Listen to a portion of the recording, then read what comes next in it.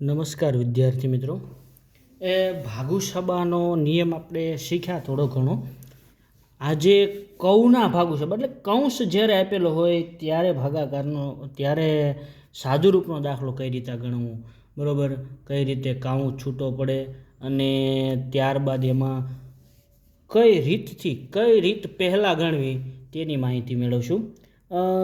અહીંયા કૌ એટલે કૌંસ, તેમાં કૌંસના 4 પ્રકાર પાડેલા છે, જેમ કે રેખા કૌંસ, ત્યારબાદ નાનો કૌંસ જે ગોળ ભાગ કૌંસનો આવે તેને નાનો કૌંસ કહેવાય, છગડીયો કૌંસ, બરાબર, અહીંયા છગડીયો કૌંસ દર્શાવેલો છે, ત્યારબાદ મોટો કૌંસ દર્શાવેલો, જે ચોરસ જે હોય છે તે મોટો કૌંસ હોય છે, બરાબર।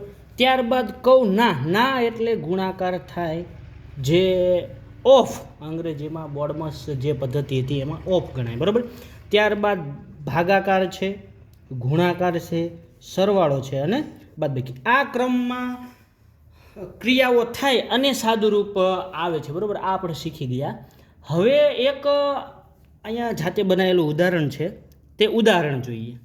તો અહીંયા આ જે રકમ છે આમાં કાંઈ પણ કૌંસ દેખાતો નથી, તો કૌંસ નથી તો કૌંસની સાથે જે ના જોડાયેલો છે એટલે કૌંસ સાથે જે ગુણાકાર જોડાયેલો છે તે ગુણાકાર પણ હોય નહીં, તો બાકી વધ્યું ખાલી ભાગાકાર, ગુણાકાર, સરવાળો અને બાદબાકી, આ 4 જ ક્રિયા, બરાબર।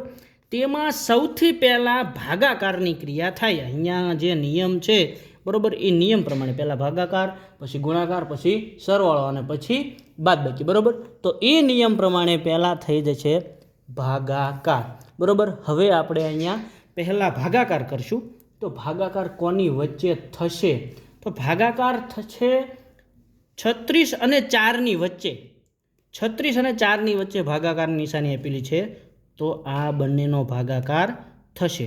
હવે આ બંનેનો જે ભાગાકારનો જવાબ આવે તે લખશું, ત્યારબાદ પાછળના જે પદ આપેલા છે તે લખશું, બરાબર। તો 36/4 તેનો જવાબ આવશે 9, બરાબર।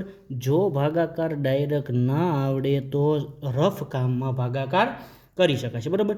આનો જવાબ આવી ગયો 9, વત્તાના વત્તા, 9ના 9, ગુણ્યાના ગુણ્યા, 2ના 2, ઓછાના ઓછા અને 10ના 10। એક ક્રિયા કર્યા બાદ બીજું બધું જે પદમાં આપેલું છે તે બધું એમ નામ જ રાખવાનું છે, બરાબર। એક સાથે કોઈ 2 ક્રિયા કરશું અને જો ભૂલ થશે તો આપણો જવાબ ખોટો આવશે।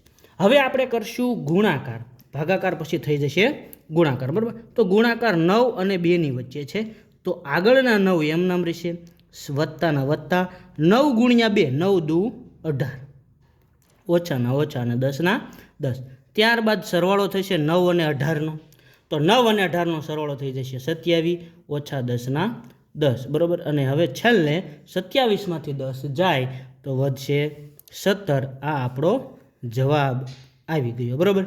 ચલો મિત્રો, આ વિડીયોમાંથી જો તમને કંઈક નવું શીખવા મળ્યું હોય તો અમારી ચેનલને સબસ્ક્રાઈબ કરો અને આ વિડીયો આગળ ગણિત શીખતા મિત્રો સુધી શેર કરો।